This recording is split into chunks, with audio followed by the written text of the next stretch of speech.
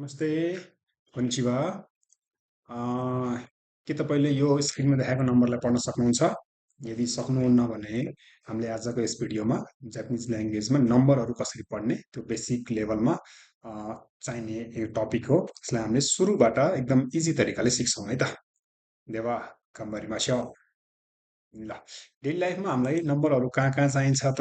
जापानमा अब जुनसुकै काम गर्दा पनि हामीलाई नम्बरहरू अवश्य पर्छ। जस्तै खानेकुरा किन्नको लागि, उमेर भन्न, फोन नम्बर भन्न, टाइम भन्नको लागि होइन। अब अनलाइन सपिङ गर्नको लागि, ट्रेन चढ्नको लागि, वस्तुभाउको प्राइसहरू थाहा पाउनको लागि सबैमा हामीलाई चाहिन्छ है त। र सुरु गरिहालौँ। 1 देखि 5 सम्म चाहिँ इची, नि, सान, योङ, गो है। इची, नि, सान, योङ, गो। अन्डा कतिवटा छ त यहाँ?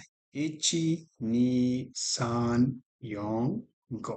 ओके, योङलाई चाहिँ सी पनि भन्छ है। योङलाई चाहिँ सी भन्छ। महिना भन्ने बेलामा हामीले सिगाचु भन्छौँ। त्यहाँ चाहिँ सी भन्ने। अहिलेको लागि योङ नै भन्ने है त।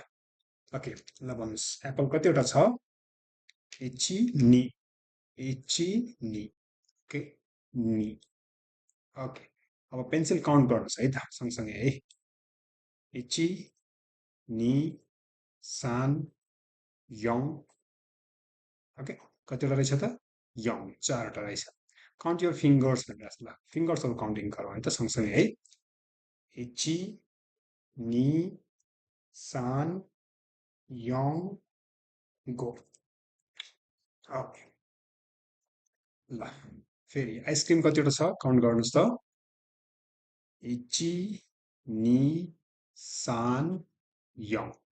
योङ, चारवटा रहेछ है। ओके, त्यसपछि रोकु, छलाई चाहिँ के भन्दो रहेछ त? रोकु।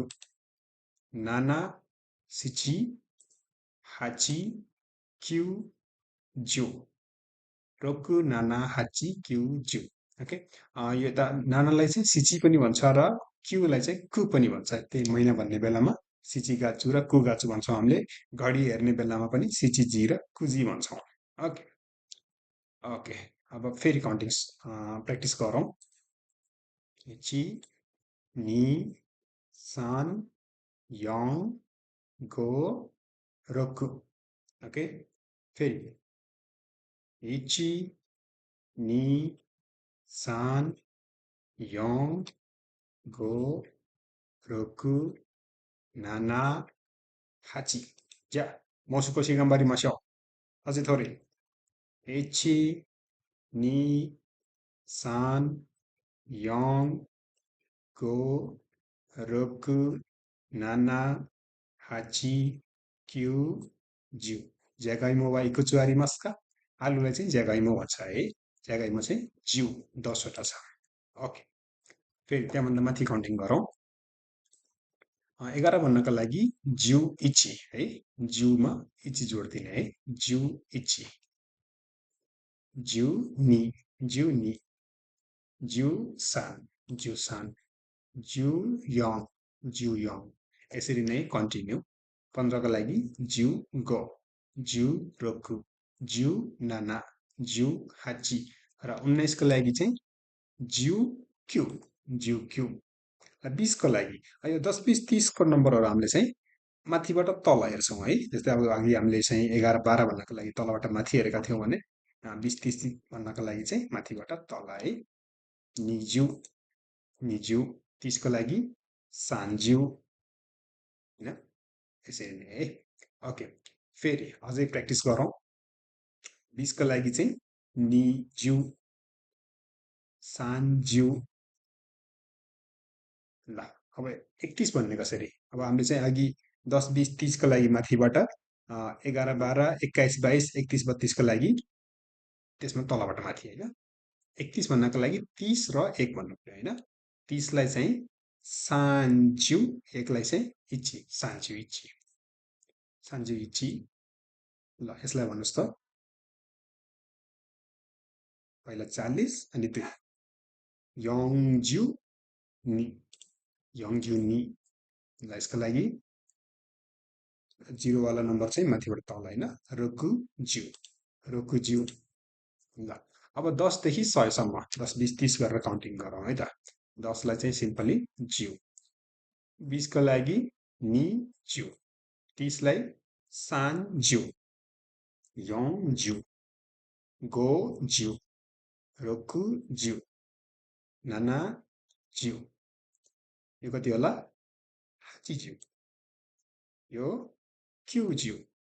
र 100 को लागि छुट्टै छ ह्याकु, ह्याकु है, ह्याकु भन्छौँ 100 को लागि। ओके, यसलाई अब राम्रोसँग चाहिँ सम्झिने है। ज्यू, निज्यू, सान्ज्यू, यङज्यू, गोज्यू, रोकुज्यू, नानाज्यू, हाचिज्यू, क्यूज्यू र ह्याकु। अब ह्याकु भन्दा माथि जाउँ। ह्याकु भइहाल्यो, नर्मली 100 भयो। 200 लाई चाहिँ नि ह्याकु, सरी नि र ह्याकु, नि ह्याकु। साम ब्याकु, ब्याकु यसमा तेन लगाउनु पर्यो। यङ ह्याकु, यङ ह्याकु, ह्याकुमा तेन लगाएपछि ब्याकु हुन्छ होइन। गो ह्याकु, रोप्याकु, रोप्याकु यहाँ चिसाइ चु आउँछ र प्याकु लेख्दाखेरि मारु आउँछ है, हिमा मारु लगाउनुपर्छ। नाना ह्याकु र 800 को लागि चाहिँ हाप्प्याकु, हाप्प्याकु है, यहाँ पनि चिसाइ चु र मारु आउँछ। र 900 को लागि के हुन्छ होला? 900 को लागि क्यु ह्याकु, क्यु ह्याकु र 1000 लाई चाहिँ सेन, सेन। ह्याकु, नि ह्याकु, साम ब्याकु, यङ ह्याकु, गो ह्याकु, रोप्प्याकु, नाना ह्याकु, हाप्प्याकु, क्यु ह्याकु र सेन। ओके, यसमा चाहिँ 300, 600 र 800 लाई अलि ध्यान दिएर गर्नु पर्यो है त। अब 1000 बाट 10,000 सम्मको लागि सेनबाट चाहिँ 10,000 चाहिँ मान भन्छौँ, सेनबाट मानसम्म कन्टिन्यू गरौँ है त। 1000 लाई चाहिँ नर्मली सेन, निसेन र 3000 लाई चाहिँ सान जेन, सान जेन भन्छ है, सेनमा तेन लगाएपछि जेन, सान जेन। ओके, 4000 चाहिँ young Sen, young Sen, go Sen, go Sen, रोकु Sen, रोकु Sen, नाना सेन, नाना सेन र 8 र 1000 हास्सेन, हास्सेन, यहाँ चिसाइ चु आउँछ है, यहाँ चिसाइ चु आयो, हास्सेन। क्युसेन र चाहिँ 10,000 को लागि चाहिँ मान, मान है। यसरी अब यो नम्बर पनि हामीले राम्रोसँग सम्झिनु पर्यो है। सेन, निसेन, सानजेन, यङसेन, गोसेन, रोक्सेन, नानासेन, हास्सेन, क्युसेन र मान। ओके, थोरै यहाँ जानकारी गराएँ मैले। यदि अप्रिल इन्टेक 2027 मा जापानमा गएर पढ्न यदि हजुरले इच्छा छ पढ्न चाहनुहुन्छ भने यति बेला अप्रिल इन्टेकको लागि नयाँ क्लासहरू रनिङ भइरहेका छन्, सम्पर्क गर्नुहोला। पोखरा फर्बिट सिद्धार्थ चोक।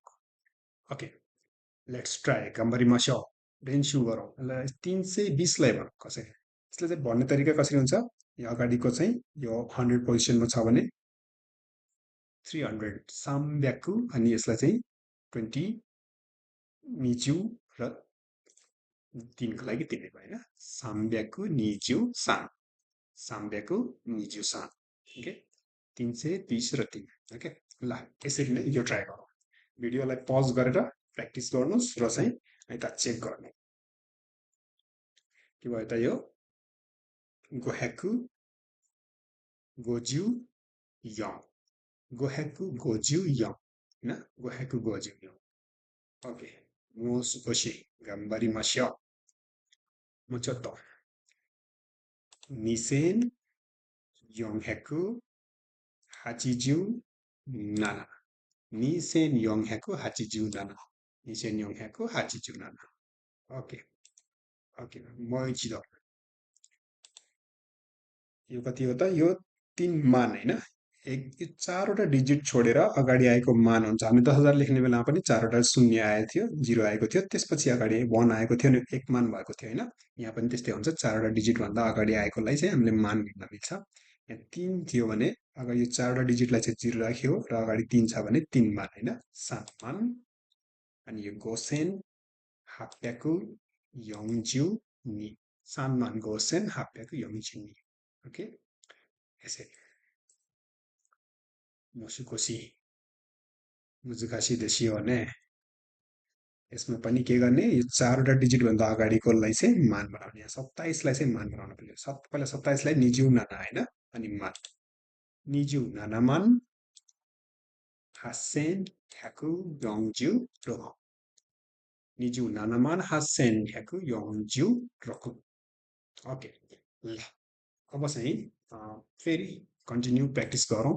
ल यो पढ्नुहोस्। このカバンは5000円です。あ、5500、5500円です。OK。これは、卵は350円。はいな。350円。はい。私は25歳。はい。私は25歳です。じゃあ続きましょう。これは、東京までのチケットは、